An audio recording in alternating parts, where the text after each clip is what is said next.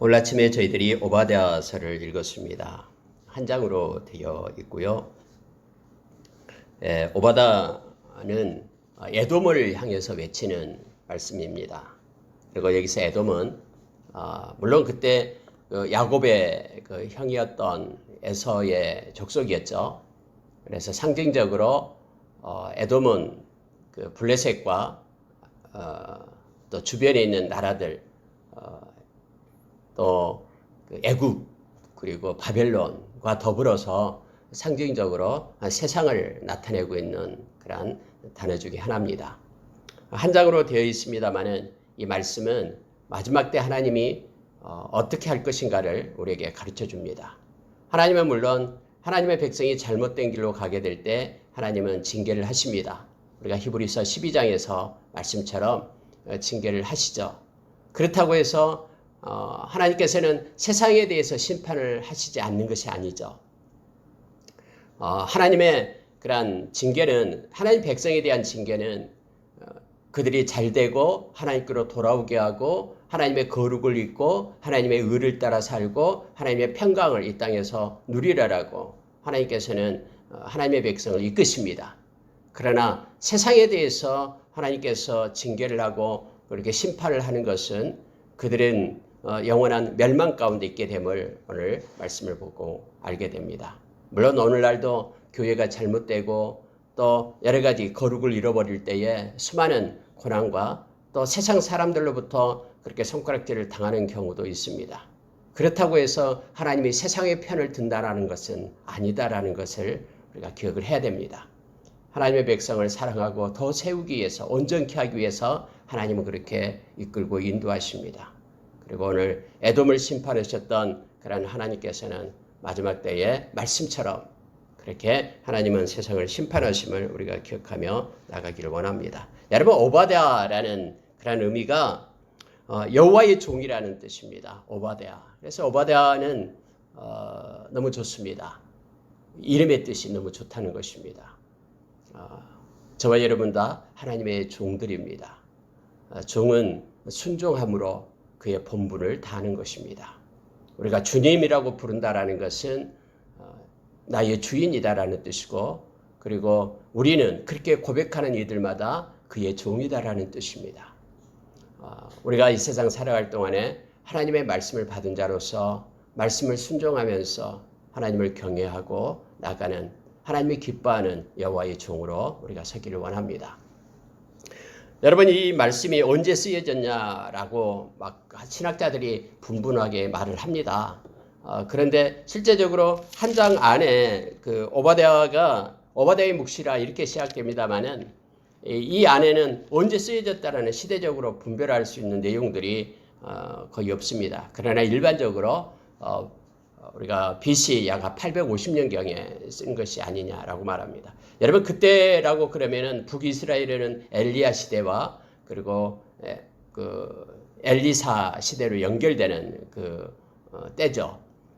그때 여러분 우리가 잘 아는 아합 왕이 북이스라엘에 있었던 악한 아합 왕이 있었잖아요. 물론 그 안에 이세벨은 아주 지독했죠. 근데 여러분 아십니까?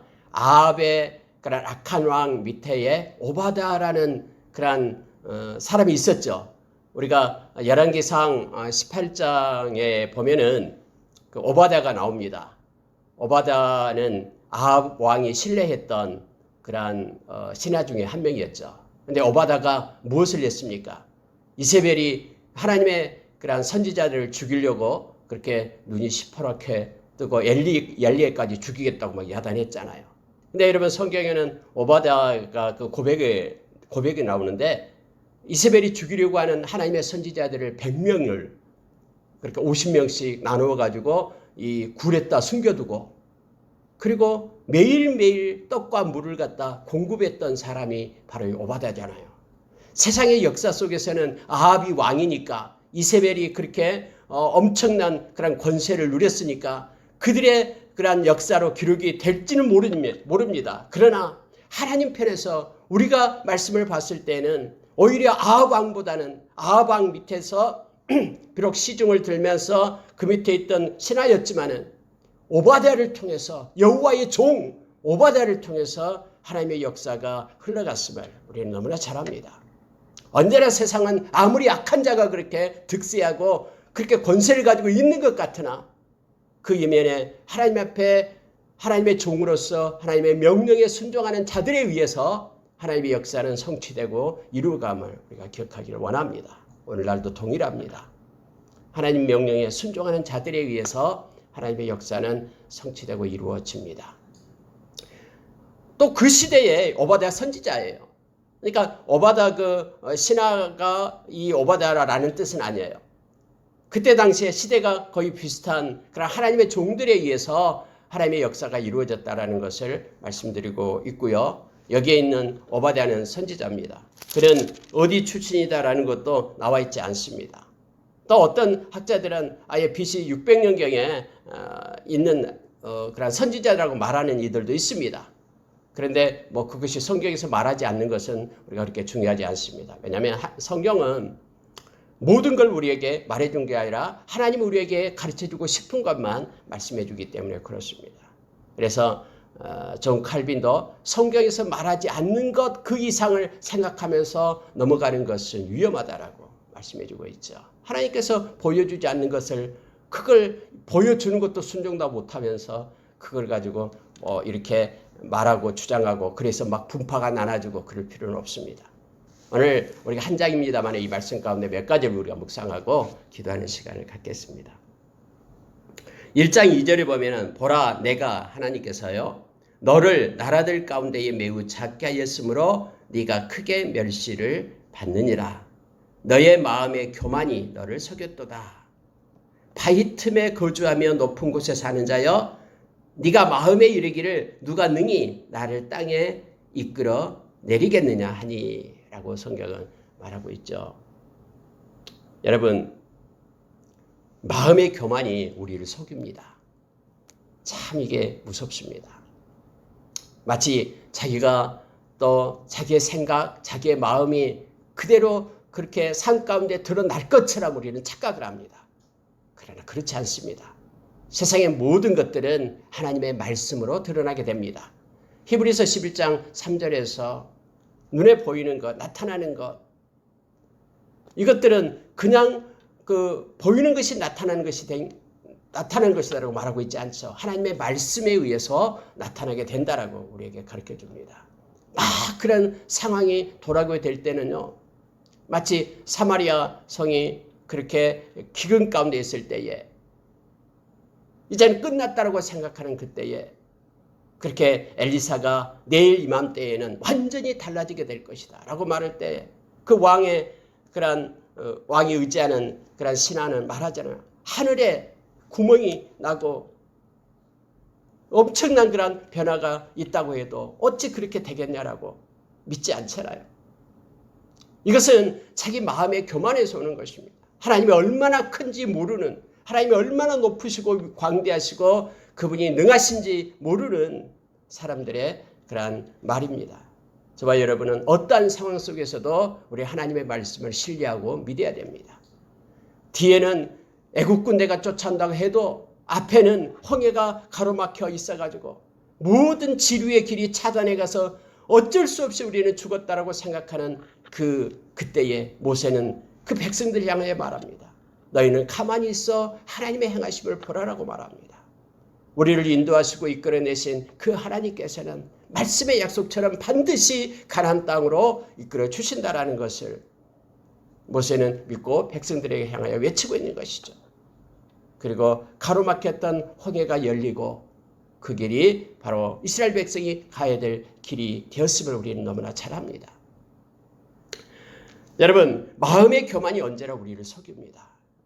여기에 우리는 속지 말아야 됩니다. 지금 하나님께서는 이 에돔에 대해서 그렇게 말합니다. 에돔이 원래 그 세일산 지역에 거주했거든요. 그것은 산세가 너무나 가파르고 또 바위 틈으로 되어 있는 곳이었죠. 그래서 많은 이들이 그곳에 와서 그들을 끌어내려고 해도 끌어내지 못한 그러한 곳이었습니다. 난공불락의 그러한 성들로 이루어져 있었습니다. 그래서 그들의 눈에 보이는 그것이 그들로 하여금 교만하게 했다라고 말합니다. 그러나 하나님께서는 이미 너희들이 멸시를 받게 될 것이다. 내가 너희들을 큰 나라가 아니라 작은 나라로 만들었다. 작게 하였다. 라고 말합니다. 그러니 너희들은 심판을 받게 될 것이다. 라고 말합니다. 그들은 말합니다. 누가 봐서 우리를 끌어내려? 누가 봐서 우리를 땅에 끌어내려? 우리는 이렇게 천연적인 그러한 요새를 가지고 있는데 라고 그 교만을 부리고 있지만은 하나님께서는 4절에서 이렇게 말씀합니다. 네가 독수리처럼 높이 오르며 별 사이에 깃들일지라도 내가 거기에서 너를 끌어내리리라. 여호와의 말씀이니라. 하나님은 말씀하시면 그대로 성취하시고 이끄시는 하나님의 심을 우리는 너무나 잘 압니다. 하나님은 언제나 교만한 자는 하나님의 적이 됩니다. 겸손은 하나님의 은혜를 입지만 교만은 언제나 하나님의 대적이 됩니다. 성경에서 누차 반복해서 가르쳐주고 있는 말씀이죠. 하나님은 이렇게 말씀을 합니다. 도둑이 또는 강도가 너에게 이르렀다면은 뭐 너희의 집에 있는 물건들 다 가져가겠느냐? 일부 가져가고 말겠지라고 말하죠. 포도를 따는 자가 만약에 너한테 와서 너희 포도원에 와서 포도를 딴다 그러면은 그거 얼마쯤 남기고 가지 않겠느냐? 그런데 내가 너를 끌어내릴 때는 완벽하게 멸망을 당하게 된다라고 하나님께서는 말씀하시고 있는 것입니다.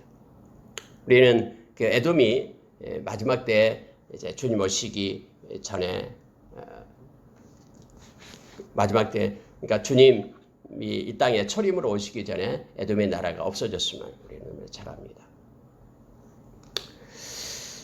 자, 여러분 7절에 한번 보십시오. 이제 조목조목 에돔이 어떻게 될 것인가를 말해주고 있습니다. 너와 약조한 모든 자들이 다 너를 쫓아 변경에 이르게 하며 약속한 동맹국들 같이 도와주겠다 하는 이렇게 약속을 했던 사람이 이제는 약속을 변개해서 오히려 너를 쫓아내는데 앞장설 것이다 라고 말합니다. 너와 화목하던 자들이 너를 속여 이기며 막 그렇게 약속하고 화목하게 지냈던 그들이 이제는 너를 속이겠다, 속일 것이다 라고 말합니다. 내 먹을 것을 먹는 자들이 내 아래의 함정을 파며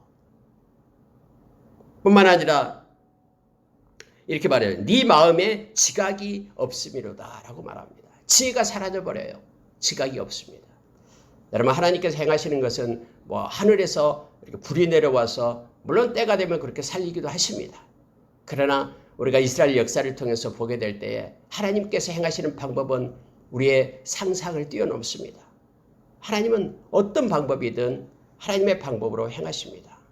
특히 가장 군사들을 놓고 볼 때 가장 하나님께서 많이 사용했던 방법이 바로 그거죠. 그들끼리 싸우게끔 하고 또 그들이 착각해서 지혜가 없어서 오히려 그것으로 인해 잘못 오판해서 그렇게 멸망에 이르는 경우가 너무너무 많습니다. 지금 하나님께서는 그들과 친하고 이제는 내 편이고 나를 위할 것이다 라는 그들을 통해서 그들이 심판을 받게 될 것이다 라고 말씀하고 있음을 보게 됩니다. 여호와의 말씀이니라. 그날에 내가 에돔에서 지혜 있는 자를 멸하며 에서의 산에서 지각 있는 자를 멸하지 아니하겠느냐.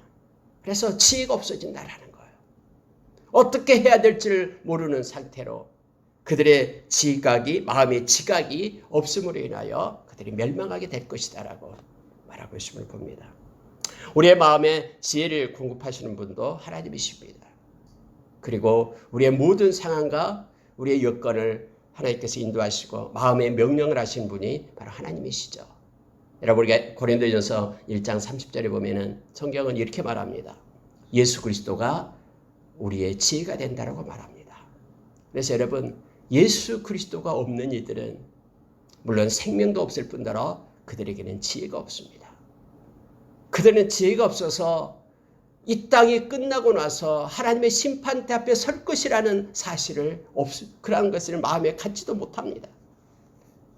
이 세상이 모든 사람들이 지금까지 이 세상에 왔던 사람들이 다 이 세상을 떠나고 있음에도 불구하고 마치 이 세상에서 천년만년 살 것처럼 이 세상의 논리와 가치만을 추구하면서 그렇게 탐욕스럽게 살아가고 있습니다. 다 자기가 누리지 못할 줄 알면서도 지혜가 없기 때문에 마치 이 땅에 유토피아를 건설하는 것이 최고의 가치인 양 그렇게 달려가고 있음을 우리는 너무나 잘 압니다. 왜냐하면 하나님께서 그 지혜를 하나님께서는 소멸시켰기 때문에 그렇습니다.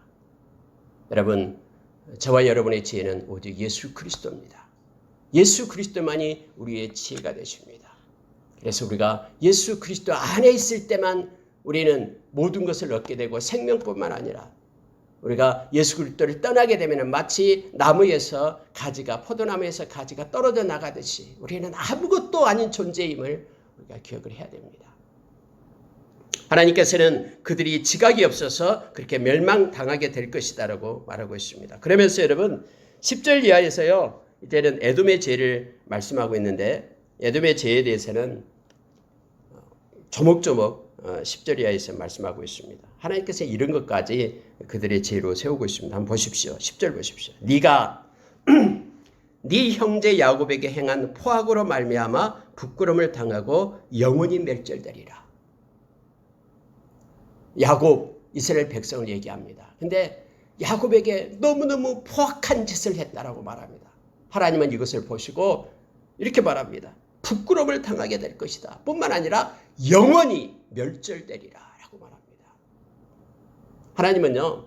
온통 하나님의 백성에게만 마음을 주고 계시잖아요. 그래서 아브라함에게 창세기 12장에서 아브라함을 불렀을 때 그렇게 말하죠. 너에게 복을 주는 자, 축복하는 자를 내가 복을 주겠다라고 말합니다. 그러나 너를 저주하는 자를 내가 저주하겠다라고 말하고 있죠. 예수님께서 사도행전 9장에서 바울 사도를 다메섹 도상에서 만나게 되죠. 그때 사울아 사울아 왜 내가 나를 핍박하느냐라고 묻잖아요. 그때 사울이 누굽니까? 하고 물어요. 너가 핍박하는 예수다라고 말합니다. 사울은 예수 믿는 하나님의 백성들을 핍박했잖아요. 그런데 하나님 우리 주님께서는 그렇게 말하고 있습니다. 네가 나를 핍박했다라고 말하고 있습니다. 우리가 여러분 마태복음 25장에 보면 세 가지 그렇게 비유가 나옵니다. 그래 마지막 비유가 그거죠. 예수님께서 심판자로 오셔가지고 양떼와 그리고 염소떼를 나누는 그런 심판의 장면이 나오잖아요. 그럴 때 그 양떼들을 향하여 오른쪽에 있는 양떼들을 향하여 그렇게 말합니다. 창세부터 준비된 그런 하나님의 나라를 상속받으라라고 얘기합니다. 그러면서 예수님께서는 그렇게 말하죠. 이 작은 내게 속한 작은 자에게 한 것이고 내게 한 것이다라고 말씀을 하고 있음을 보게 됩니다. 그래서 언제나 하나님께서는요, 우리 주님께서는 당신의 백성 그리고 예수 그리스도를 믿는 자들과 이렇게 동일시하는 그런 내용이 성경에 곳곳에 말합니다. 내 형제라고 말하고 있죠.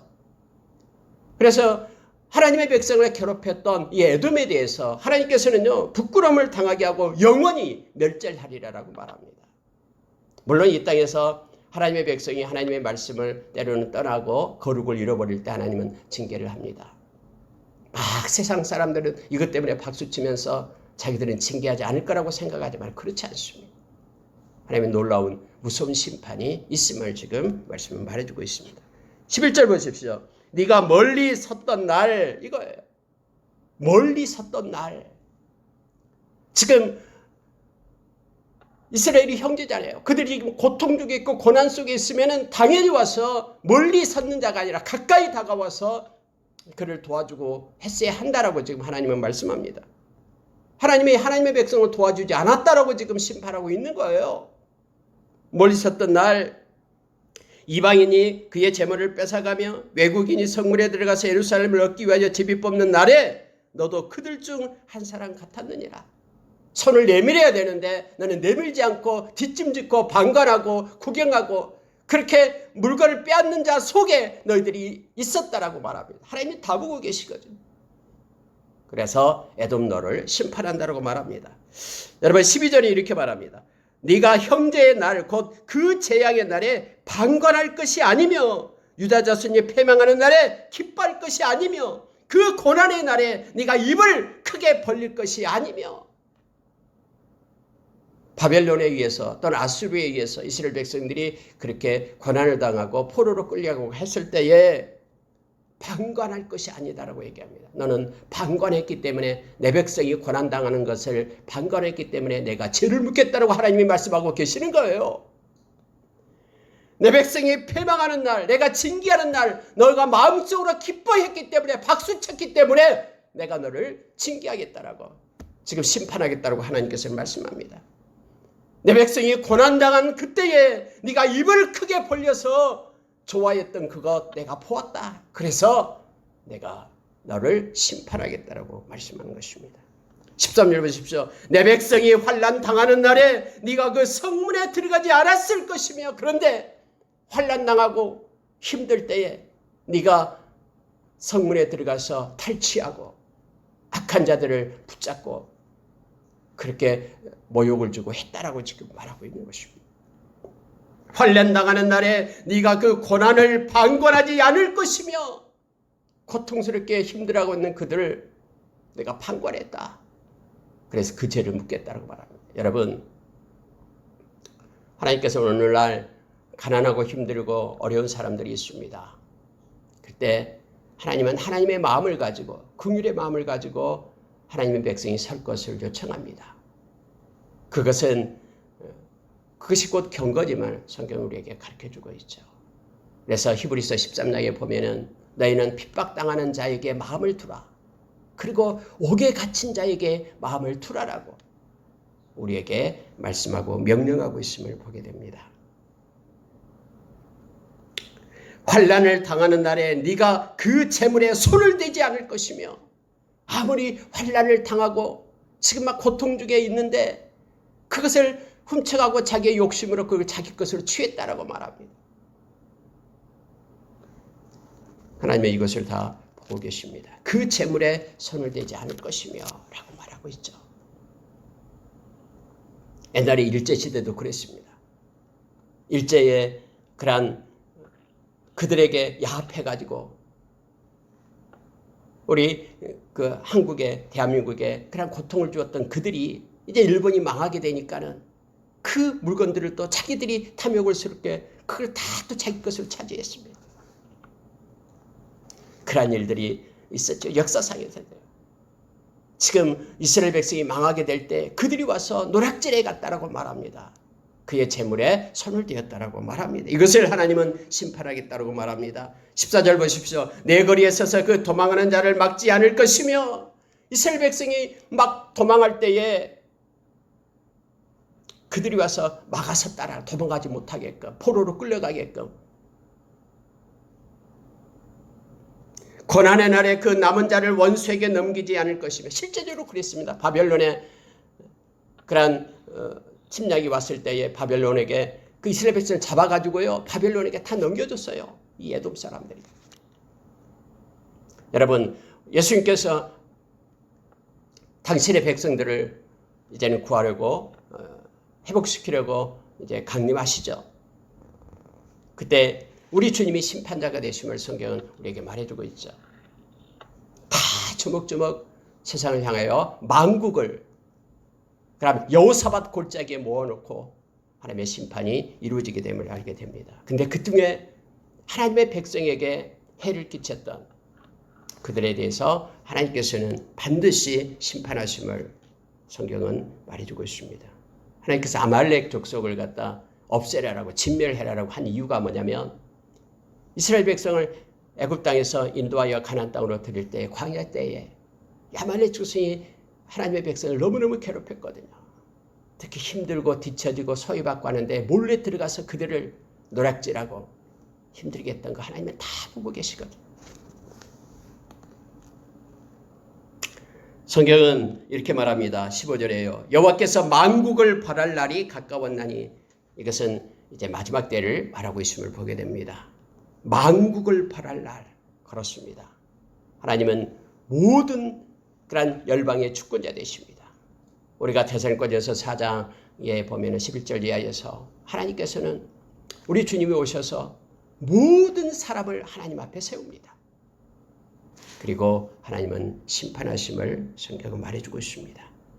네가 행한 대로 너도 받을 것인지 네가 행한 것이 내 머리로 돌아갈 것이라.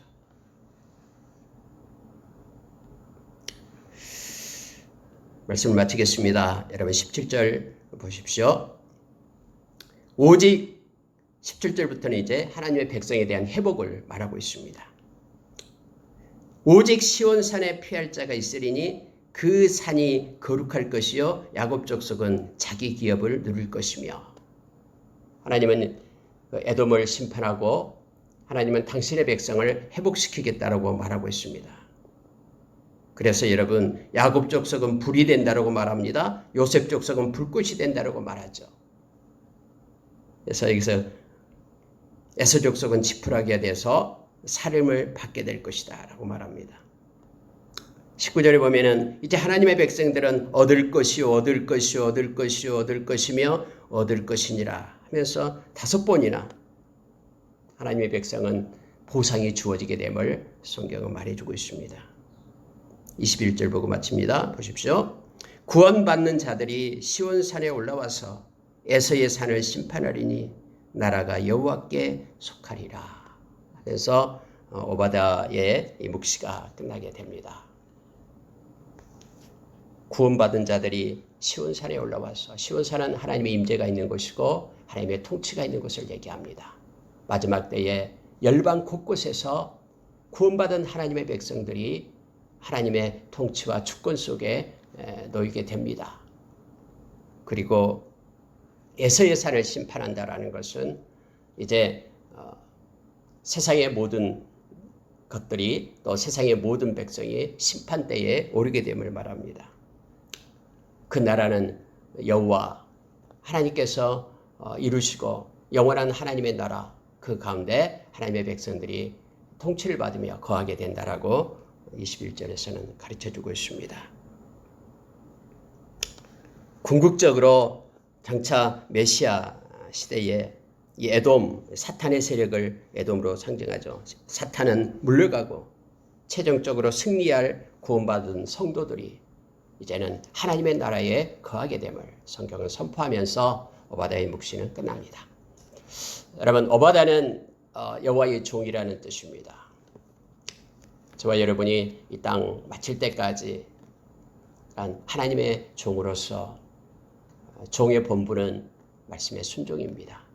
묵묵히 하나님께서 세우신 자리에서 충성하면서 순종으로 말씀에 따라 사는 저와 여러분 되기를 원합니다. 그럴 때 하나님께서는 우리를 통해서 하나님의 크고 아름다운 사역들을 이루어 가시고 펼쳐 가실 것입니다.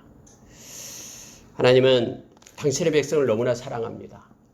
이사야서 43장에 보면 너무너무 하나님께서 당신의 백성을 눈동자처럼 사랑하시는 모습을 보게 됩니다. 그 사랑은 변함이 없다라고 느헤미야서 9장에서 우리에게 말합니다. 영원하다라고. 인자하심은 그의 백성을 향한 하나님의 인자하심은 영원하고 그의 말씀을 하나님께서는 지키신다라고 우리에게 말씀해 줍니다. 오늘 또 주님을 경외함으로 주님과 겸손히 동행하고 또 주님의 말씀에 순종하는 하루가 되기를 원합니다. 주님은 늘 우리를 붙잡고 안고 우리를 이끌고 계시기 때문에 여러분 어떠한 환경 속에서도 당당하게 또 아무리 악한 자가 기세가 등등하다 할지라도 그들은 하나님의 심판대가 정해져 있음을 우리가 기억하면서 나가기를 원합니다. 함께 기도하겠습니다.